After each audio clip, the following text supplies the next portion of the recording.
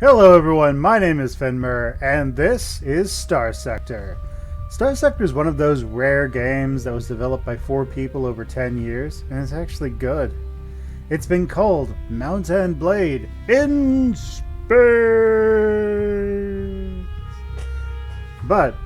And really, this game is just amazing for what it does. It doesn't care how you play it. You want to make mass carriers? Go mass carriers. You want to make the super one-man army that can not be stopped by anyone? You can. You want to make the super shuttle guy? You can probably do it. And you want to be the merchant prince? Yeah, you can probably do it. But the best way to show you how good this game is to just jump right in and show you guys. So let's do it. Alright, so first off, I really like this character creator. It's simple, it's to the point. What's nice about this is, normally in these games, you don't have that many portraits. You've got plenty of portraits, and they don't care which one you use. So let's go ahead and go with this guy, because I like that guy.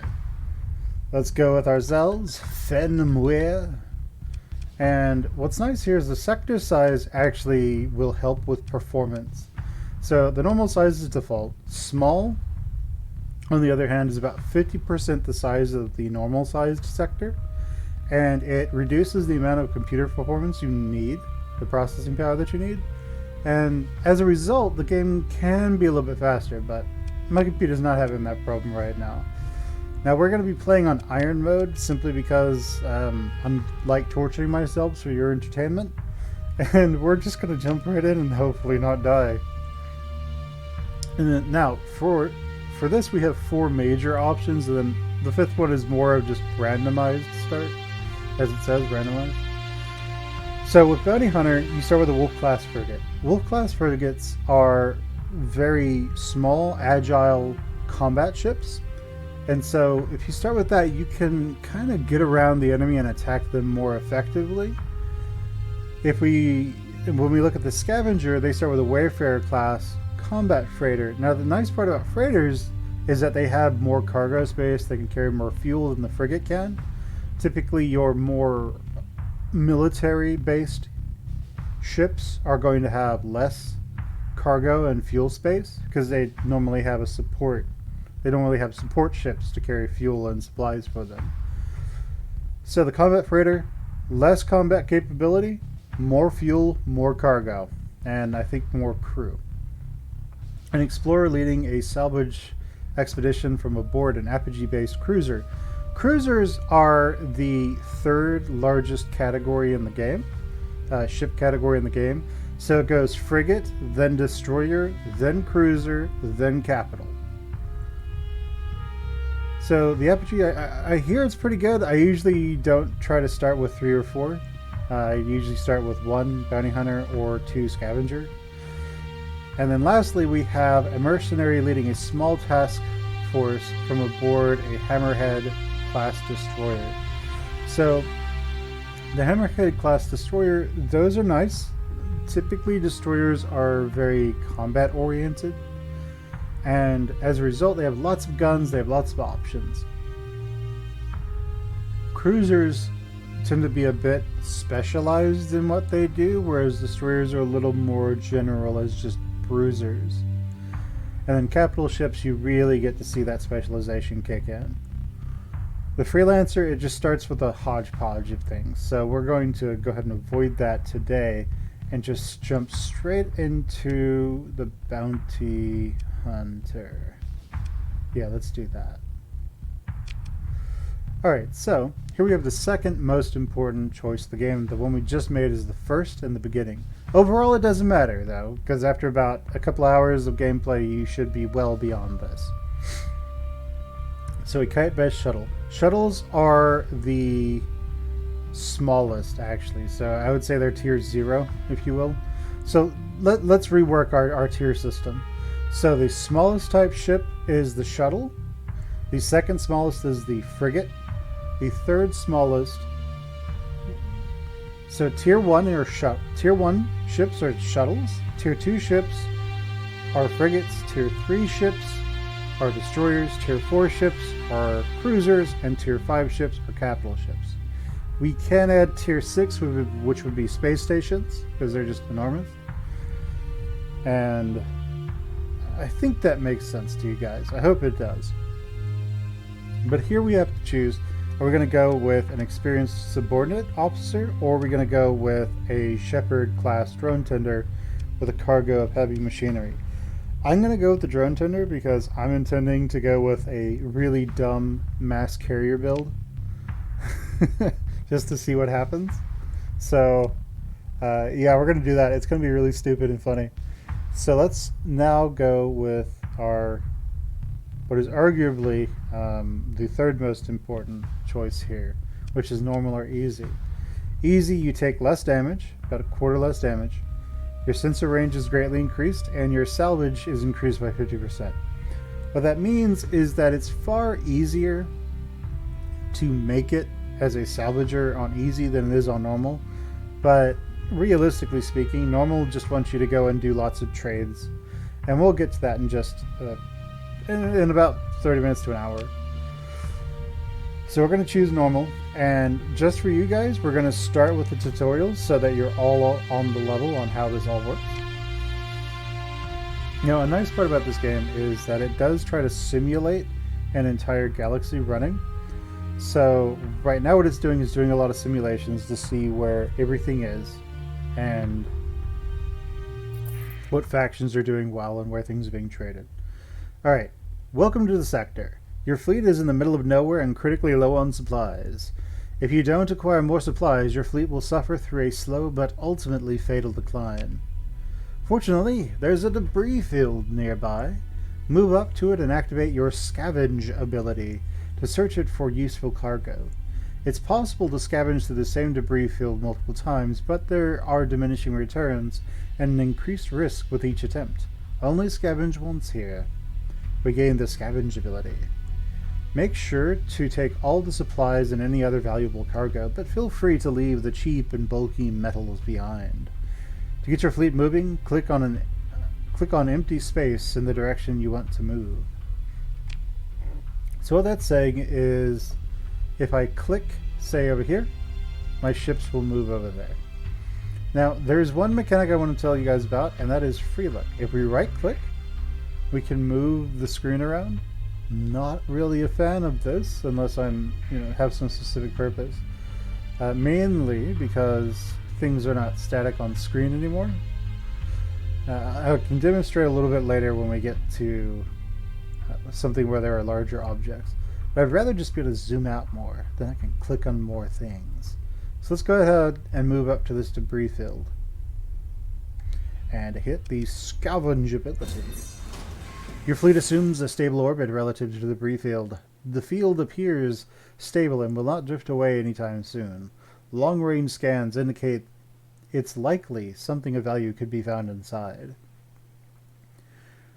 There are indications of some easy pickings to be had, and the risk of accidents during a salvage operation is low, so we're going to assess it.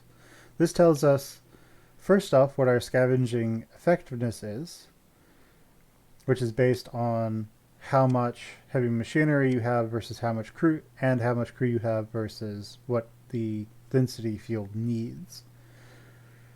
The density of the debris field affects both the amount of resources and the number of rare items found. So let's go ahead and begin our salvage operation. So we just gained a bunch of stuff. Now the game wants us to quick load to proceed to the next level. So we're going to go ahead and do that. A pirate fleet is approaching. First you'll spot it as a sensor contact, then as an unidentified fleet, and then when it gets very close, you'll see its true colors. Don't worry, the pirate ship is a shoddy rust bucket. And if you do lose, you can press F9 to quick load.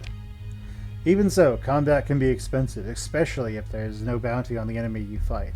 Deploying ships into battle reduces their combat readiness, and recovering CR costs supplies.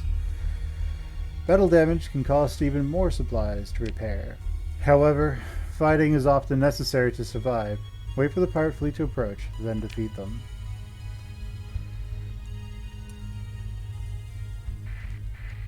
Alright, so he had to get this close for me to be able to identify him. It's pretty bad. So let's go kick his butt.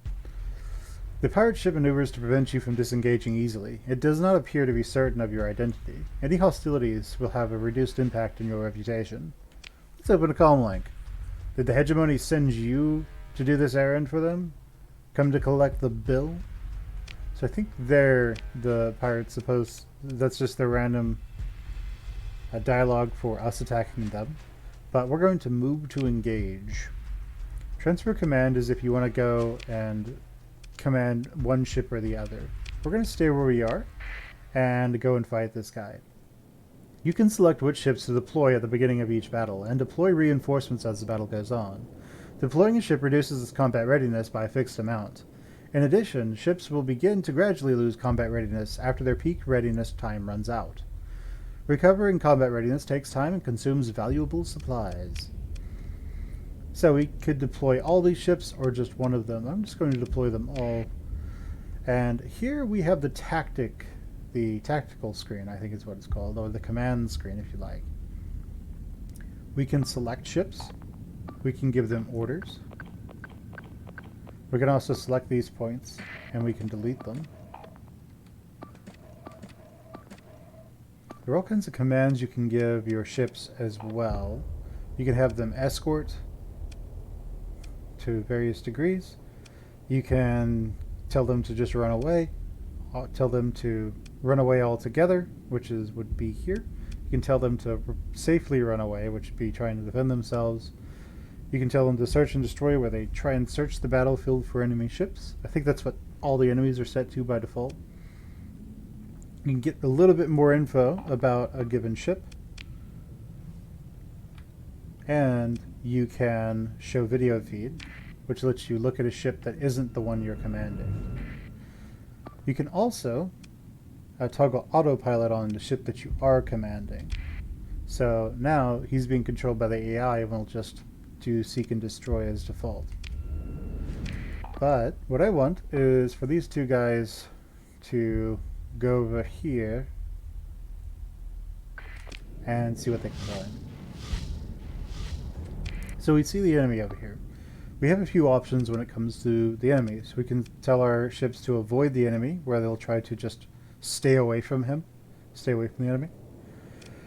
We can tell say that the enemy should have a fighter strike on it, at which point if we have any carriers that don't have mining drones, those carriers will attempt to target that one ship in specific. They'll attempt to stay within fighter range, but otherwise maneuver and choose their own non-fighter targets independently.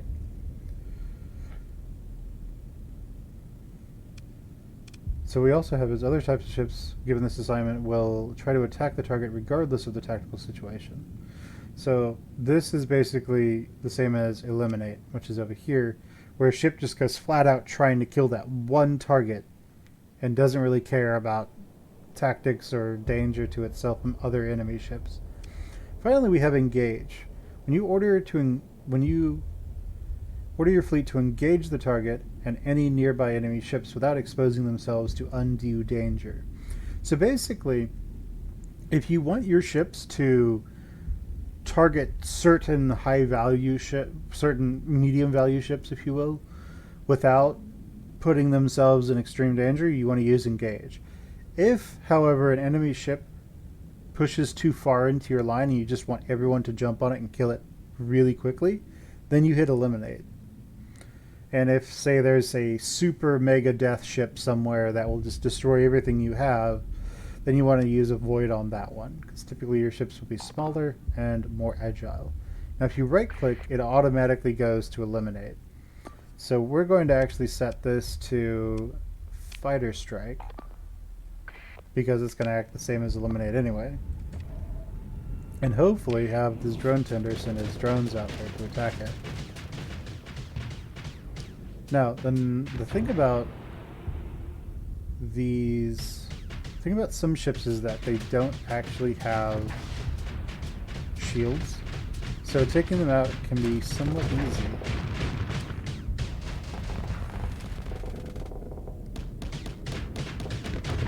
Now, the AI doesn't necessarily do a great job of using all of its ship's abilities. So we'll be able to take control of our wolf, and we'll do that next time in the next battle. So we just killed the last enemy. If we go to our screen, it shows up like this. Alright, so we were able to salvage some credits from the enemy ship, and we were able to salvage right afterwards. What the game's telling us now is, after you do combat, your combat effectiveness, your combat readiness is reduced.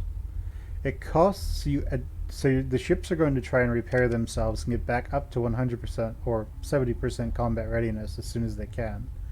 You can, however, suspend this, and then they go back to their base combat readiness, but they're not recharging this anymore, so they'll be less combat ready in the future. Typically, you want your ships to be as combat ready as possible. Alright, so we just leveled up. So let's quick save and see what the game wants to tell us now.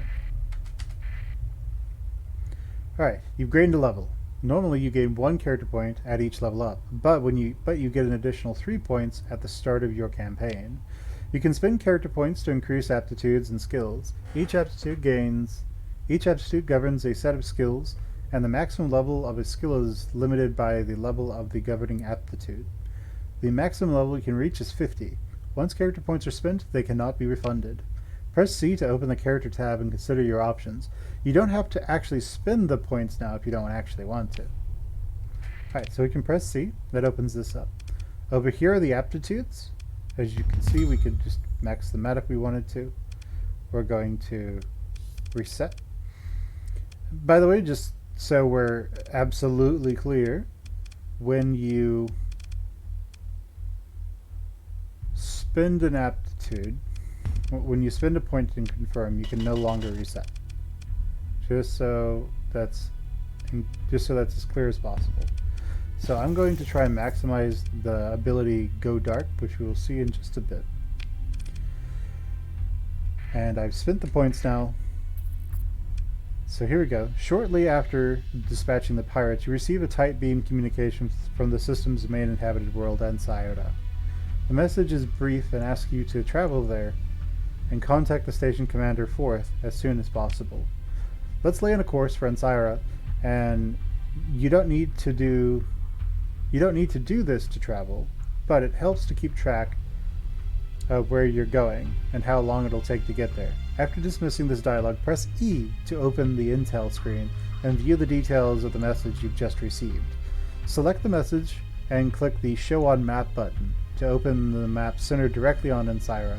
Then click and hold on the planet and select Lay in Course from the menu that pops up. Alternatively, you can just right-click on Ensaiota.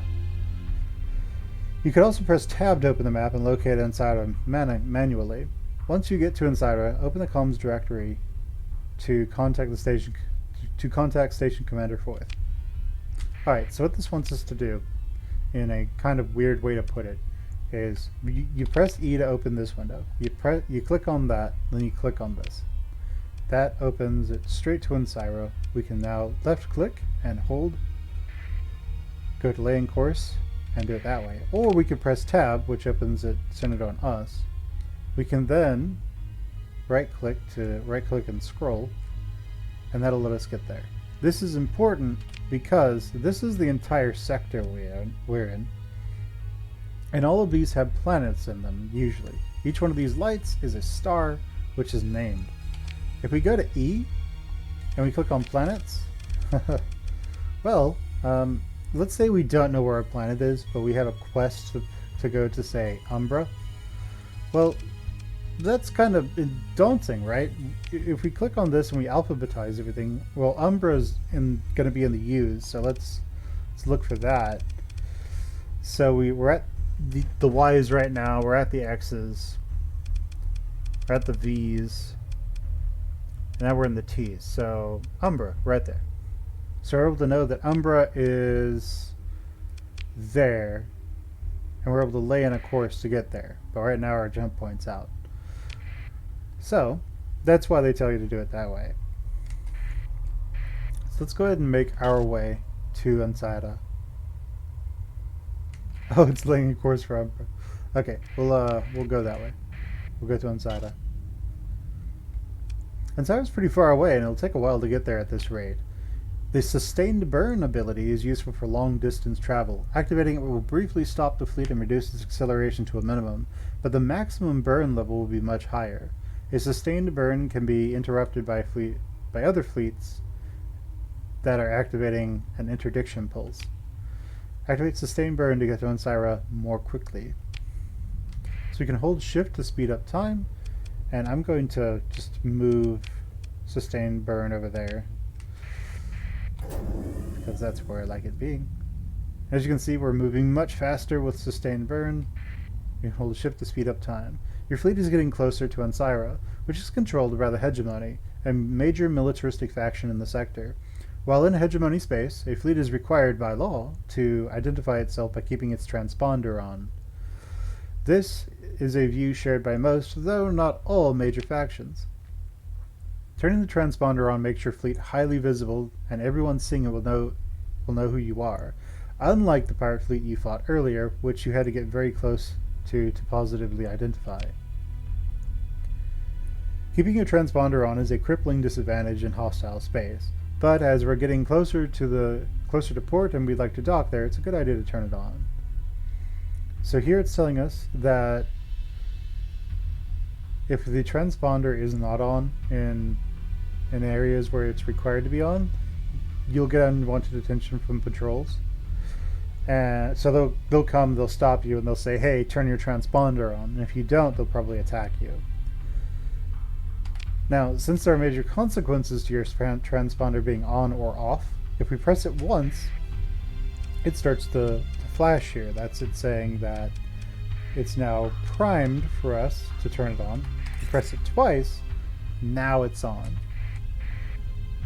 So we're broadcasting who we are right at the moment. Okay, so we've gotten to Ansara, and let's go ahead and speak to the comms directory. So we have Zala 4th, Station Commander. You transmit the comms ID and wait for the system to establish a connection. Your connection request is accepted surprisingly quickly, given that a citizen has many responsibilities. Ah, you've come. Excellent. As you're well aware, recently, well, I suppose we can skip that part. I could use a refresher on recent events. We've been running experiments on the dormant gate in this system, trying to connect it back to the domain's gate network. Promising experiments, or so we thought. Until an energy pulse we expected would get a response from the gate to destabilize the jump points leading into the system, cutting us off from the rest of the sector. It's rather like how the sector is to cut us off from the domain, where it's small. The stars have a sense of irony, do they not? The miners of Derinkuyu Station, which is also located in this system, when it was operating near sustenance level, were hit the hardest. They turned to piracy, intercepting one of the last food shipments to come in out of desperation, no doubt. But there were deaths, and they put themselves well outside of the law. The leaders know that the jump gates are stabilized. If the jump points are stabilized, and the system is once again part of the sector, they can look forward to a life sentence in a penal colony at the absolute best. Alright. Now, where do I fit in? The miners turned pirate are guarding the jump points, preventing us from gathering recent readings and coming up with a way to stabilize them. We do have a security detachment that could handle their forces, but they're tied up defending Ansara. The pirates are too much for you to take on, but fortunately you don't have to.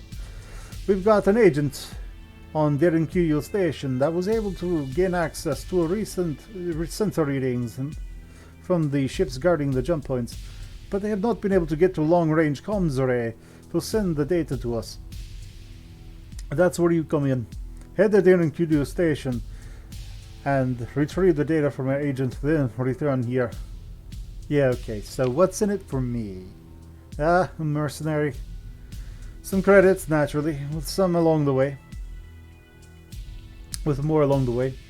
And if all goes according to plan, we'll be able to reconnect to the rest of the sector, such as it is. What's the plan? First off, make your way Make sure you turn your transponder off once you undock. I've instructed the security detachment not to give you any trouble about that. If you're lucky, the pirates may even think you're one of their own and let you approach their Curio station without any trouble. Since it still makes sense to go dark as you get closer, to make sure they don't get too good a reading on your fleet. And if they notice me, then you're in trouble. Activate emergency burn to try to get out of there. Lose them, then come back around and try again. Don't burn unless you really need to, though. It's harder than the ships. It will cost you more supplies to recover from. Eats up a good chunk of fuel as well. Very well. Yeah, excellent. Thank you for being willing to help. Come back when you've got the data. Good luck. So cut the comms link. So before we get on with that, let's go to the trading screen. Now, there's something very important about this game. We're currently on the open market. What that means is that if we decide to sell things, we pay a tariff. It's about 30%. This means drawing a profit in this game legally is very difficult to do. So naturally, when something that's legal is very difficult to do, you don't do it, right? But this is the easiest way to make money. So let's go to crime. Why not? So we go to the black market. And since they're encouraging us to be criminals, let's be criminals. So we're going to sell all of our metals that we got. Thumpers, I don't really like thumpers. So we're going to sell those as well. What we're going to do next is we're going to buy all the fuel and supplies that we can afford. Because I know that the fuel and the supplies are in demand on Dead Curio Station. Oh, well, we actually need to get rid of quite a few of these, don't we? There we go.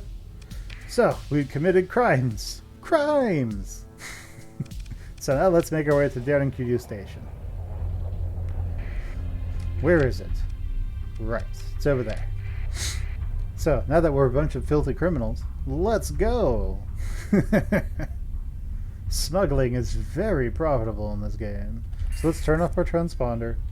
Let's turn off our sustained burn. Now let's put emergency burn right over there. I like those two being swapped, as it were. And we're going to want to go dark, which makes it harder to detect us for the enemy. Or anyone, really. It also makes it so that we don't have asteroid impact. And we're going to try and not run into the enemy here. Okay, so they're on the other side. So let's go talk to their agent. You contact the agent and exchange passphrases to verify each other's identities. The agent then transmits a data file with raw sensor readings of the unstable jump points. And we cut that, and we look over here. Always go to the black market. And what do they... Ooh, they're willing to buy these for quite a bit. They're willing to buy this for quite a bit. But we do want some supplies so we don't run out. And with that, ladies and gentlemen, we just turned about 4,000 credits into 23 credits. Smuggling, as it were, is very profitable. But now we need to get out of here. So we're running low on fuel and we can't emergency burn anymore. So we're going to sustain burn out of here now that we're away from that enemy ship, that enemy fleet over there. And we're going to make our way back to Anzaira. Turn a transponder on so we're nice, good people who don't break the law, clearly. And we're going to break the law. And we're just going to get ourselves a little bit more money here. So this has a nice deficit. And sure, we'll talk to Commander again. So we call the Commander, Zala 4th. You have the data! Well done! There's a brief wait as you transmit the data file. Now, excuse me. Now, while the system is running a preliminary analysis of the data, I believe you're due a reward. Zella sends us over 5,000 credits. There's a chime in the background, and she looks concerned. What's the problem? Yes, the system estimates that it will take about a cycle to analyze the data and come up with a stabilization algorithm. Naturally, by then, the data would be out of date, and any algorithm based on it would be meaningless. If we had an AI core on hand, we could analyze the data far more quickly. Fortunately, there's a survey probe somewhere in the system, one left over from the initial exploration of the sector by the domain. It should have at least one AI core serving as its brain. Where is it and why hasn't it been salvaged before?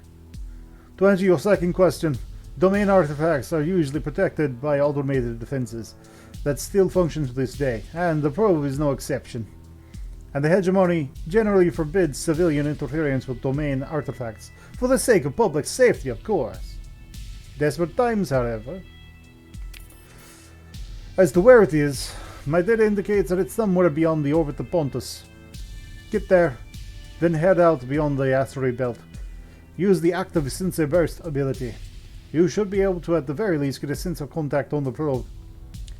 Head towards it, perform salvage, and bring back the AI core.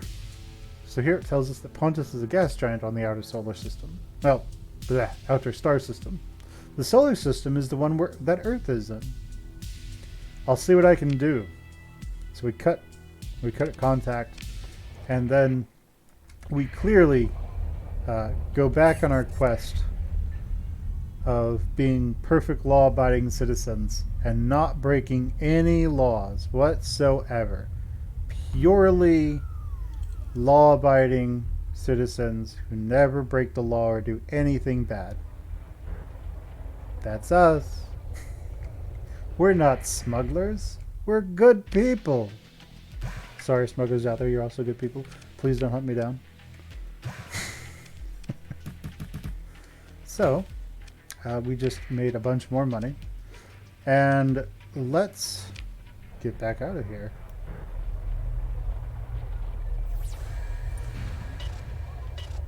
Ah, 9. Don't get away from me. Fuck.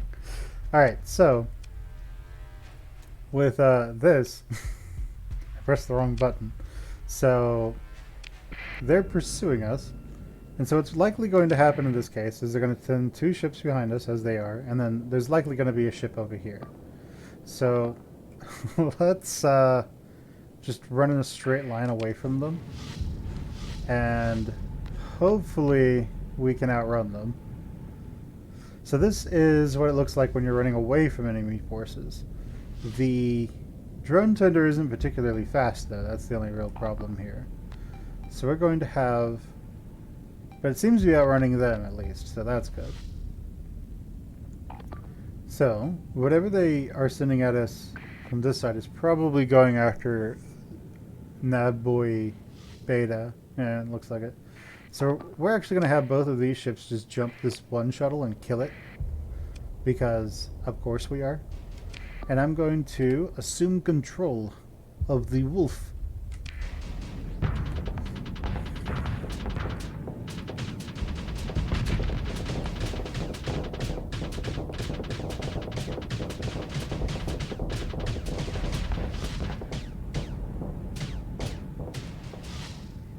We want it to stop firing, so we can have our flux go down.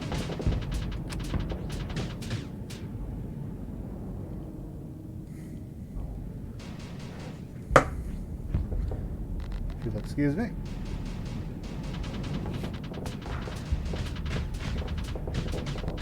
Trying to murderize the shuttle. Come on. Alright, so let's go ahead and jump back into this. This weird just got off level.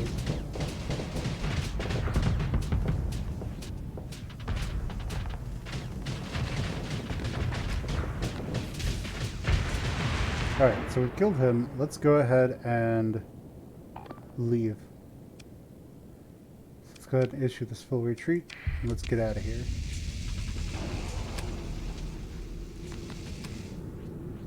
We could probably stick around and kill him as well, but Probably just be a better deal for us to leave.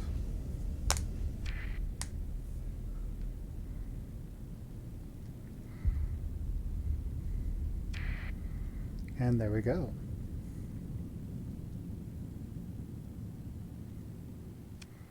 So, we leave them behind, and we're going to make our way back to Ansata and make quite a bit more money.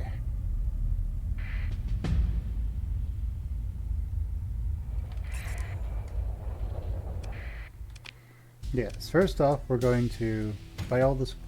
We're going to go to the black market, buy all the supplies and fuel we can. Then we're going to come out here, repair our ships, restock up on supplies, then level up. So over here we have having good sensor range in this game is invaluable. So we're going to increase our aptitude so we can get to the next level. And then, now that we have a decent amount of money, let's look at the ships that are for sale. Now, I just want to gripe about one thing about this screen here. This screen would be perfectly fine in a game from the 90s.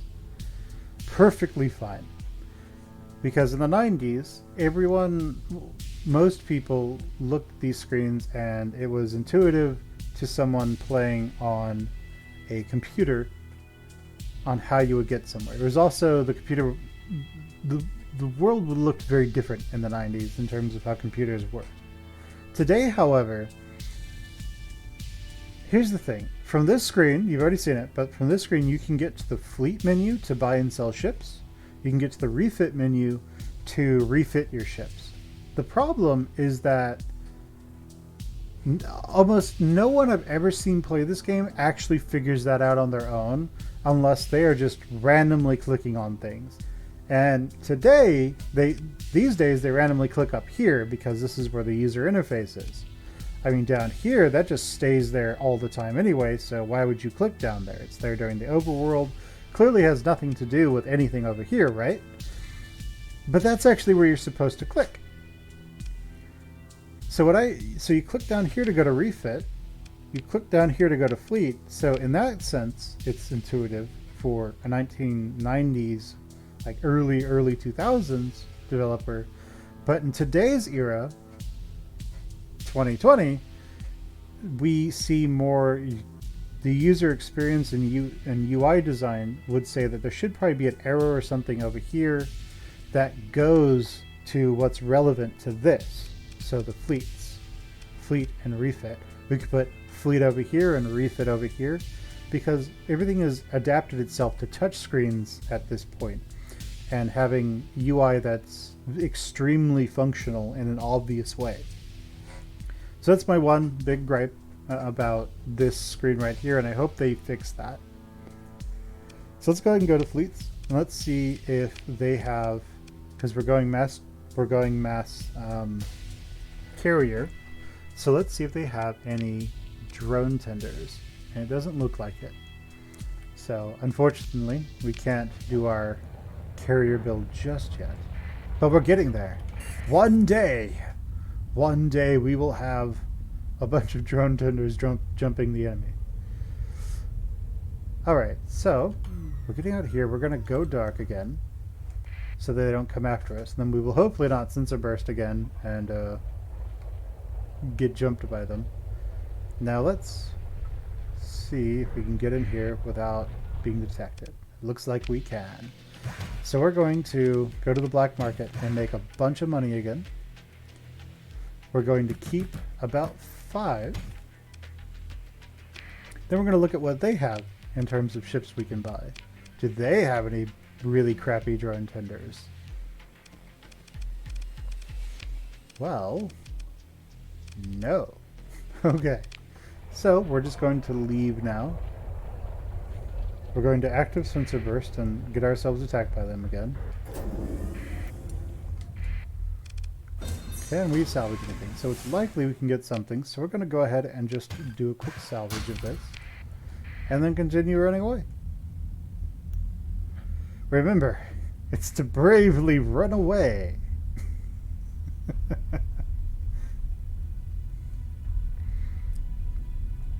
Alright, and so that, I think, is going to be about the last time we do that with them.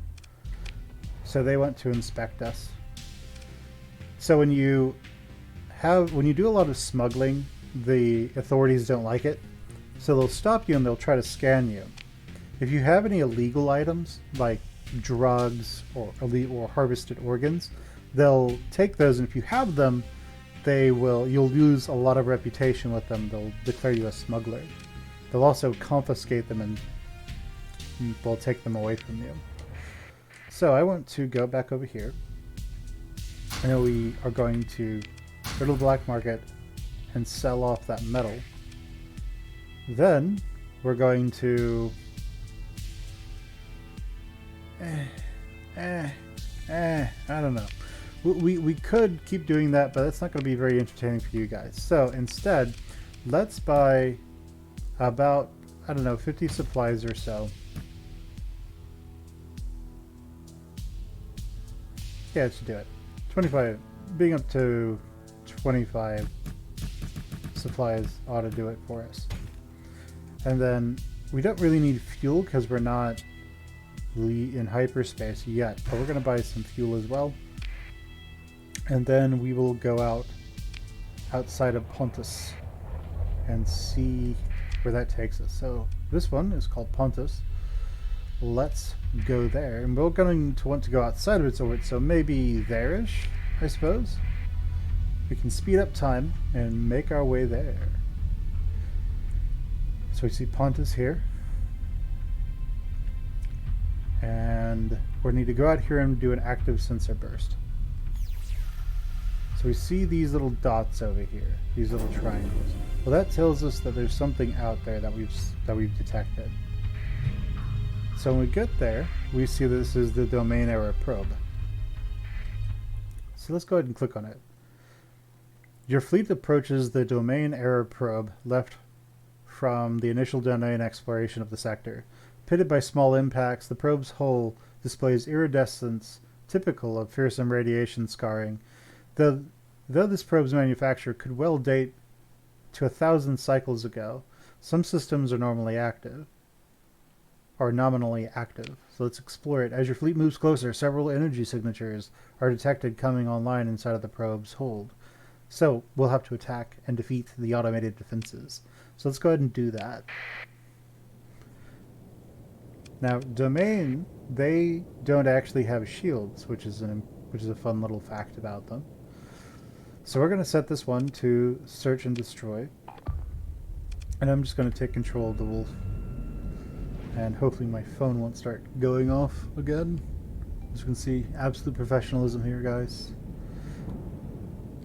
So we're going to target him. And we're going to just start launching lots and lots of missiles at him.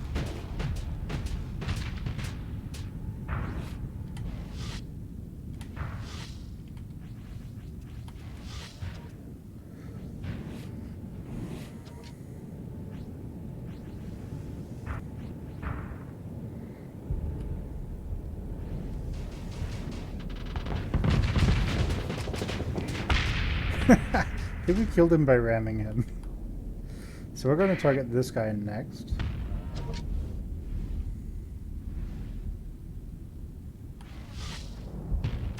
And it appears that the guy over there who's shooting those salamanders at us only has salamanders. That's not a good day for him.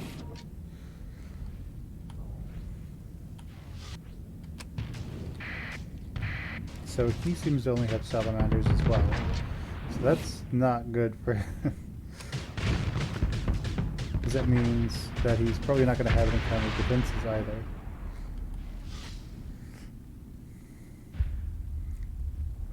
Alright, so we're going to target this guy next, as soon as our engines are back online.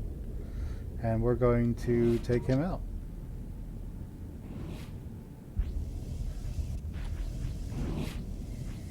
Alright, so now that there are those drones attacking him, he's going to go down pretty quickly. You'll notice that when I do this quick teleport, my shields turn off. So that is something that is kind of important. Alright, your forces are able to gain a complete victory in the last engagement. So we pick through the wreckage, we take what we want, we get a nice bit of experience here. We level up. As your fleet finishes mopping up the automated defenses, a weak hyperwave ping is detected coming from the probe. It's unclear if this is random noise from dying subsystems or some kind of encrypted signal. Your fleet finishes its approach to the domain era probe without further incident. So then we can just salvage it, and we get this thing, a Gamma core. A Gamma level AI core is capable of supporting most human endeavors, making up for a lack of creativity and problem-solving ability with a prodigious computational prowess. Assigning a Gamma core to aid human overseers in administering colony-wide industry brings significant benefits. Selling AI cores in the open market is prohibited in most factions. However, higher-up faction representatives are often willing to exchange AI cores for large sums of cash when contacted directly, though their reasons for doing so may vary. So we're going to take all of those. And the probe is now gone, but we can scavenge. So we have a significant risk, but it's likely something of value will be found here. So when you scavenge again in an area, because we already scavenged when we won the battle automatically, when you scavenge, there is risk, and that risk can end up with people getting killed or hurt. Our problem here is that we don't have enough crew to do this effectively. So we're going to want to come back, if we do, when we have more crew. So we're going to go back to inside a station and turn in this particular AI core to that guy. Well, to that woman. So we're going to max this out, so we have higher sensor range. We have less of a movement penalty when active sensor burst, when using active sensor burst, and we have a new hull mod called the high resolution sensors, which increases sensor strength, which increases sensor length or range, I suppose. So let's go here. Let's call our friend here. Solid work. I'll get my technicians working on this right away. In the meantime, this should cover your expenses. Hopefully a good amount left over. I'll send you the stabilization algorithm when the core works it up. Once you have it, it should be a simple matter of running it through your fleet's drive field as a means of interacting with the jump point. However, there's still the matter of the miners guarding both jump points out of the system. And you said their forces are significant? Well, it's all relative. A security detachment could handle them easily. But, as I mentioned, this would it's tied down defending Ansira. Your fleet, on the other hand, you might be able to handle them with some stellar piloting and a bit of luck. But it's best not to take such chances. Especially when there's an alternative. What alternative is that? There's a ship graveyard around Tetra. Ships that were deemed not worthy of the effort to restore, awaiting bulk transit to one of the shipbreaking facilities elsewhere. Now, though, they serve our needs. Go there and recover all the ships you can. Break the ones you can't for supplies. Make sure you bring enough crew to operate the recovered ships. Perhaps an extra 100 or so will do. You'll need to transport them somehow. Here, take this mud skipper transport. Consider it part of your reward. Thank you. I'll return with the ships. Alright, so we cut our connection with them, and let's see if there's anything new I can play with here. It looks like we do have a drone tender. Our carrier fleet grows. And carriers.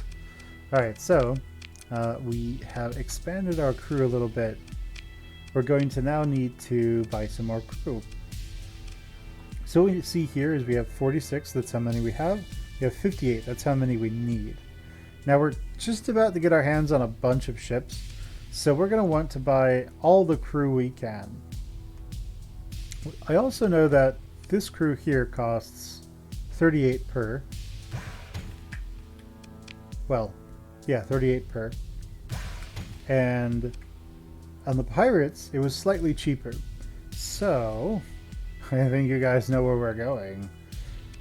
But first off, let's go ahead and refit that other drone carrier. So over here we have a Vulcan cannon and we have a salamander missile. Drone tenders are notorious for not really wanting to get close to anything. Mainly because their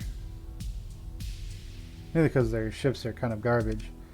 So we're going to take this and we're going to say, okay, well, auto fit, this is that, I think. So nothing has really changed here. So we're going to go with that over here, if at all possible. So it's going to want to go with those. I don't know about that. But let's put it on there for now, and then try to swap it out with salamanders if they have them. They don't have any salamanders, so we're going to want to put. I mean, this is fine. I'm going to want to put that on the wolf though. So for the wolves, I like having a way to disable the enemy's ability to fight back. What that means for me is typically having some sabots. What a sabot does is it allows me to disable the enemy ship somewhat quickly and do a decent amount of damage to them. Now this pulse laser does 100% damage to lots of things. It does 100% damage to shields, armor, and hull. What it doesn't do well though is take down enemy shields effectively. So I'm actually just going to put 2 sabots on this in the meantime. So this can just blow down people's shields. And we're going to have the sabots not be auto fire, but we are going to have the pulse laser be auto fire, because why not? Now what we see here is there's a bit of something going on here. So we see how much flux is going to be used when this weapon is fired, when weapons are firing. So the flux per second. We have how much flux is going to be generated by the shields being up. We also have our ship's dissipation of that flux. What that means is for this ship to fire its main gun, its pulse laser, indefinitely forever, with the shields up, the flux dissipation needs to be at least 390. Currently it's 250. So if we get rid of blast doors here, we could have no more vents. So there's no reason to do that. So let's just go ahead and put the blast doors back on. Open the blast doors. Open the blast doors. So what the blast doors do is they make it so that... Actually, let's go with reinforced bulkheads. Yeah. So what reinforced bulkheads do is if the ship gets destroyed, it's almost always recoverable. So let's go back over the fleet. Let's move the mud skipper over here so that we can keep our quote-unquote combat ships together. And now let's stock up on just the bare minimum crew we need. It costs us more here. And then let's just max out on fuel and supplies so that we can sell it for huge. And then let's go buy crew for cheaper. Over there. Alright, so let's take off. Let's go over to the pirate base. And let's turn off our transponder so that we're not as visible. Then let's go dark so they can't find us. And try to sneak over here.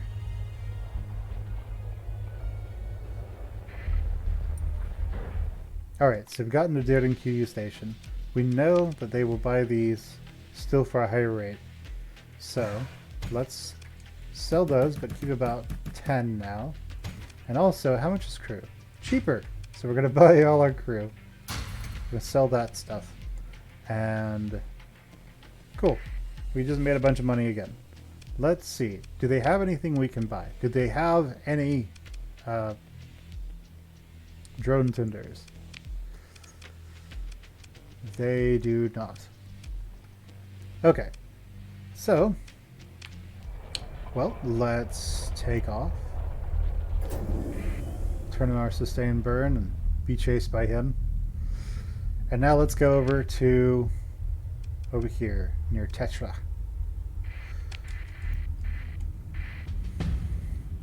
Alright, so we just leveled up because we made a trade that was beneficial to us. So next thing we're going to do is we're going to go for this transverse jump ability.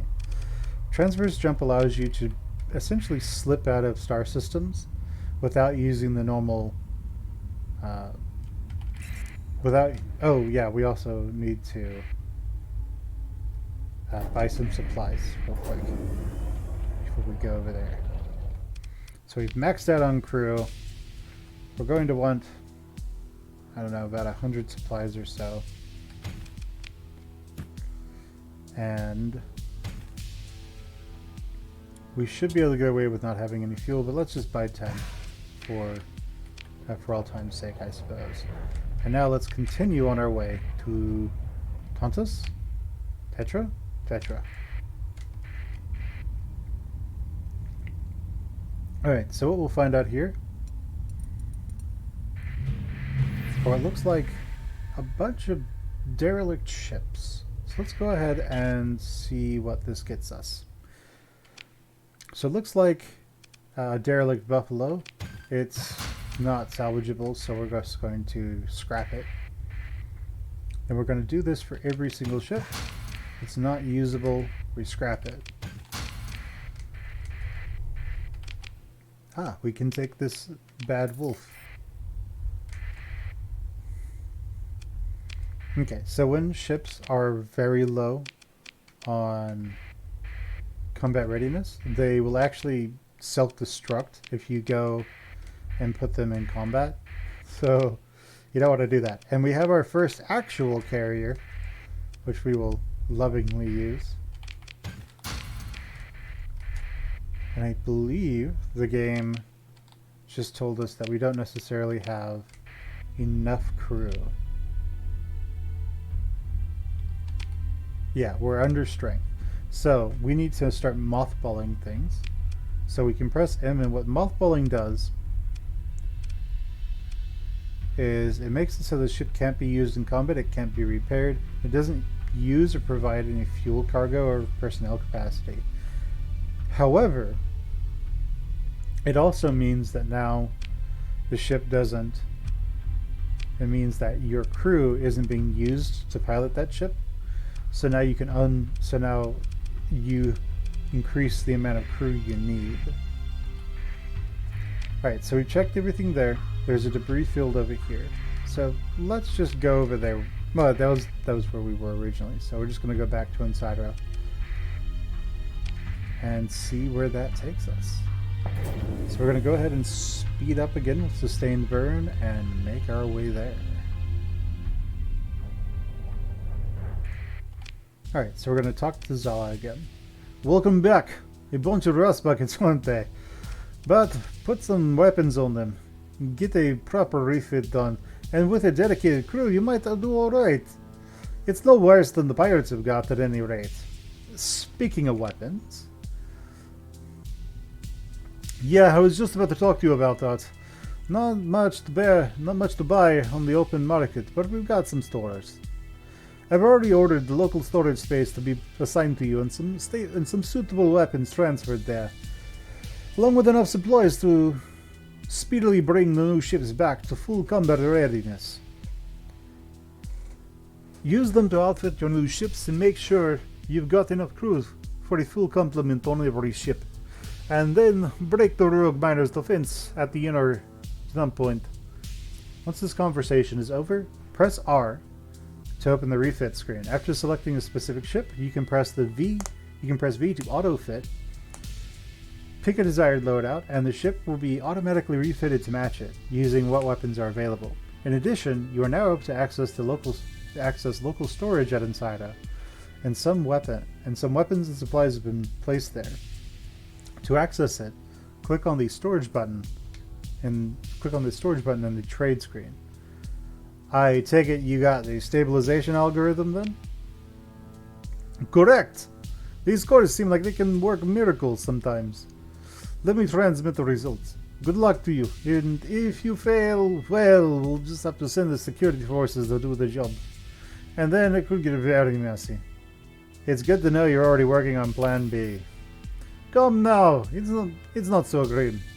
I have every expectation you'll succeed, or I wouldn't send you.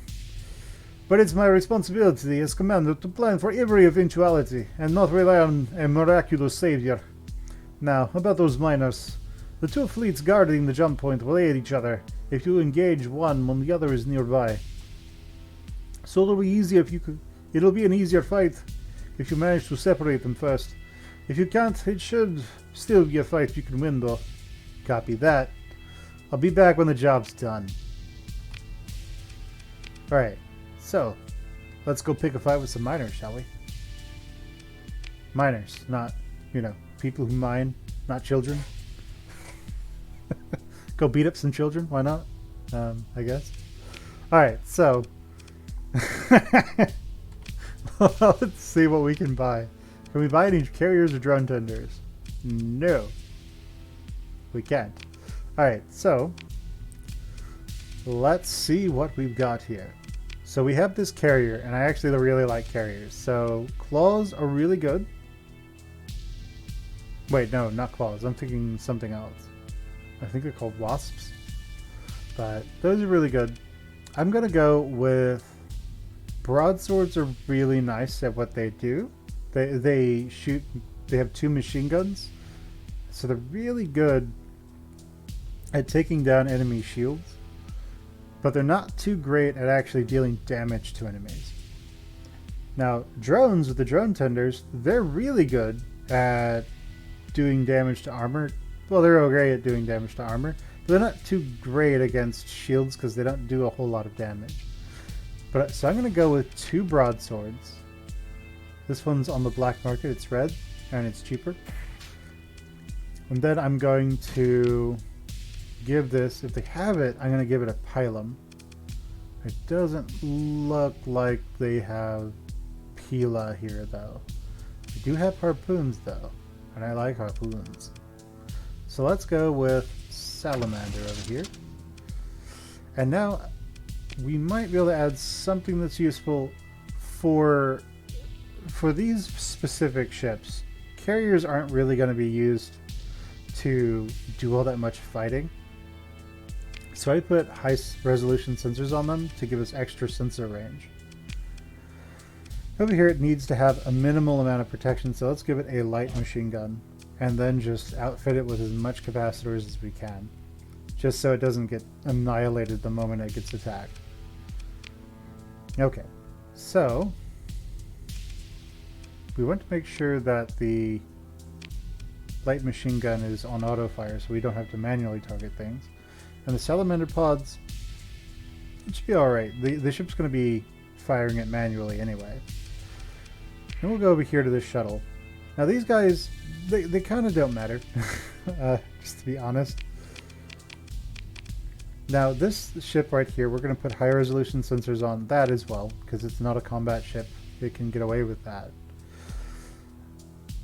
And we're just going to have it, we're just going to give it as many shields and vents as possible, and whatever else we can.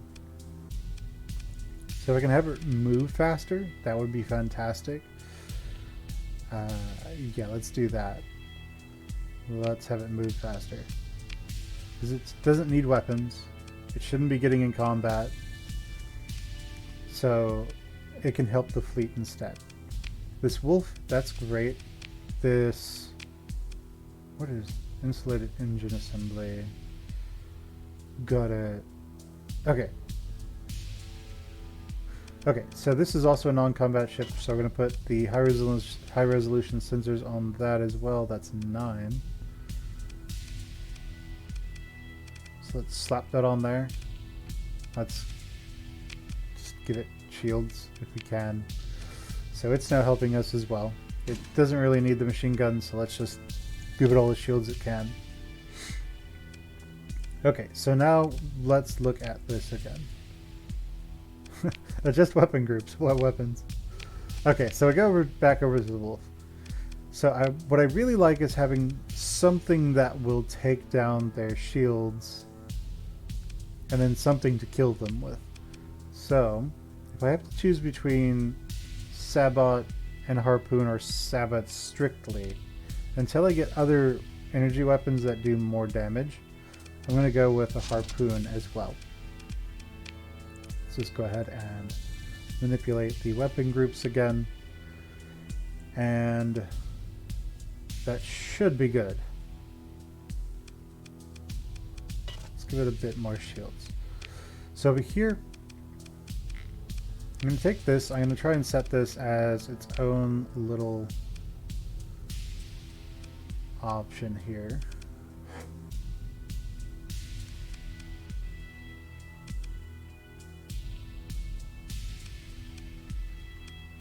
So what if we do this? What can we get away with? So it'd be 2, yeah. Let's see, that gets rid of all the point defense. And that's pretty much what we have right now. Let's just set the other wolf to this, just so if something goes wrong, it can hopefully do a bunch of damage.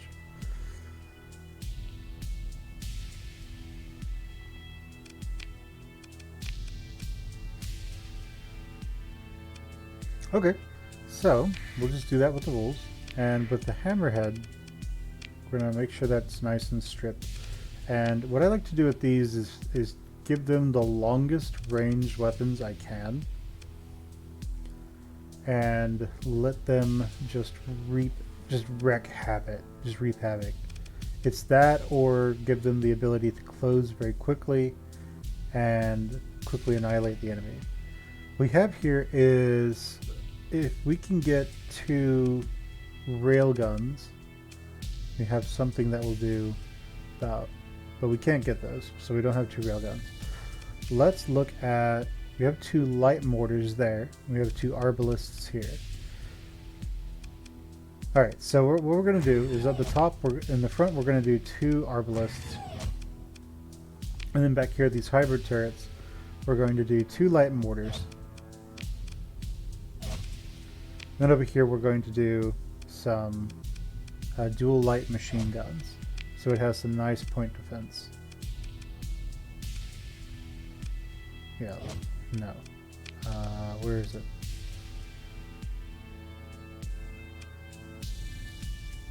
Okay, I guess we'll go with that. I guess there's only one of these.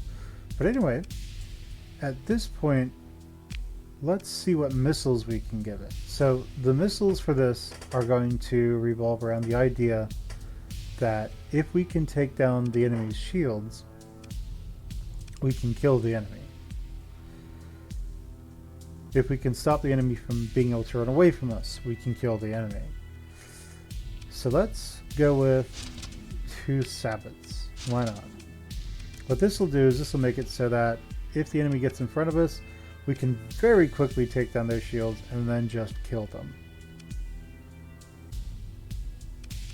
Now, we can give this as many shields and vents as we need.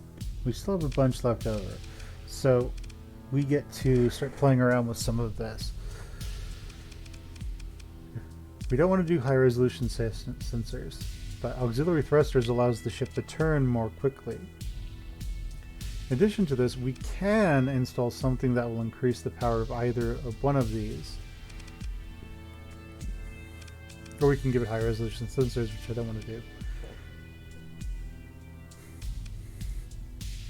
So, Let's go with higher maximum capacitors. We have one ordnance point left over. I would really like to use that for something. So this one uses 5, this one uses 3. Let's see if we can just go with a light machine gun over here, and instead of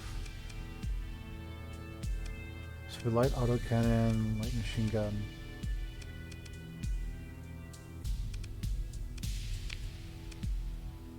So the arbalists, those are 8. Okay, so we've gone down a couple of points. We can decrease the vents by 2, and that will give us the ability to select something. So we can select that, which would be kind of a waste.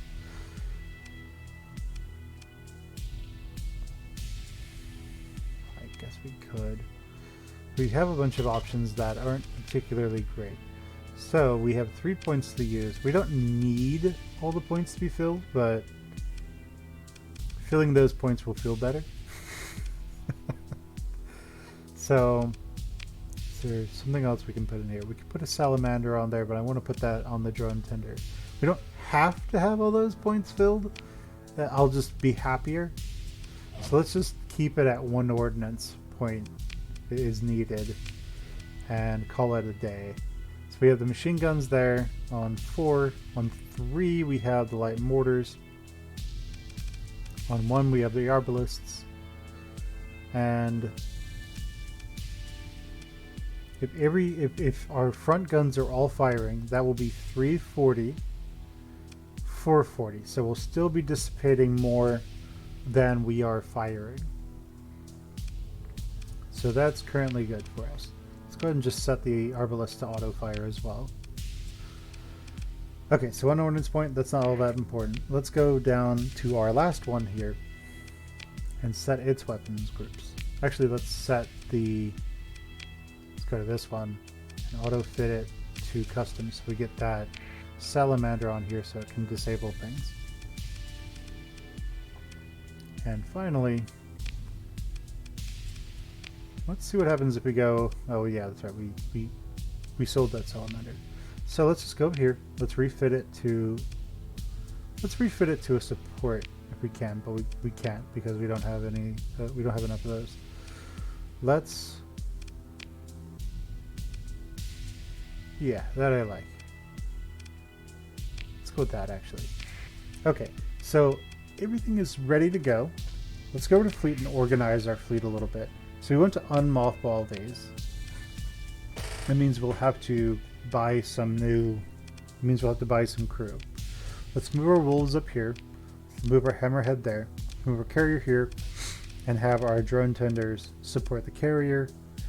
We'll have the drone tenders support the hammerhead, the carriers support the hammerhead move forward as the wolves flank, and the shuttle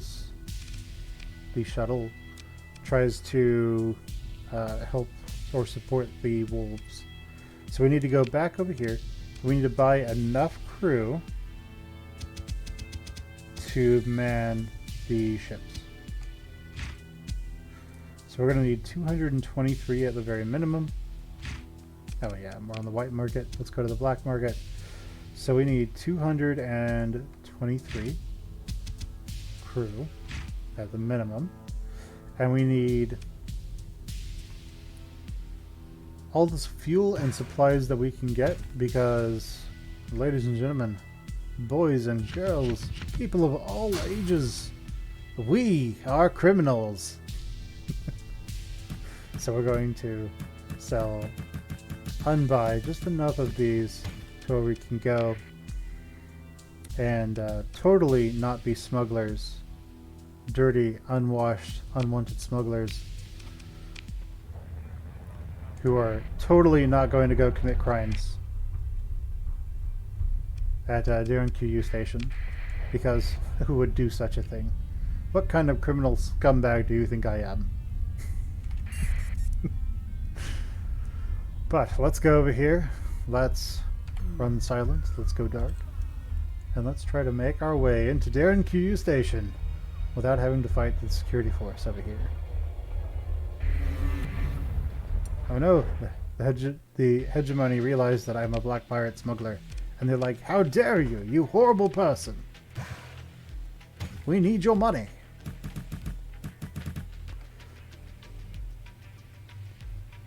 Okay, so we have fulfilled all of the deficit here, and so now anything we sell them will be at standard price. So let's go ahead and sell that, and we just turned, I don't know, 20 grand, 30, 50 grand into 100 grand. So right now we're doing fantastically. Now we can look at the ships that they have for sale here and see, do they have any drone tenders? Because for some reason I'm obsessed with them until I get all actual ships. So they don't have anything that we want to buy there. Let's see if they have anything that we can refit to. So they have some daggers, those are nice. They don't have what I'm looking for in there. Over here, what do they have that's really nice? So they have these. These are sort of like these arbalists, but they're better, I think, in almost every way, I suppose. But they're just really bad at turning, I think. So what we're going to do is next time we're going to just go and annihilate those pirate fleets that are guarding that waygate, so we can move forward in the game. Alright guys, but that's going to happen next time. I will see you guys later. If you have any comments about what I'm doing, about how I'm playing the game, if you like it, if you don't like it, whatever you want to tell me, just let me know in the comments below. Like the video if you liked it, like, comment, subscribe, ring the bell if you haven't, and I will see you guys next time on Starsector. Bye!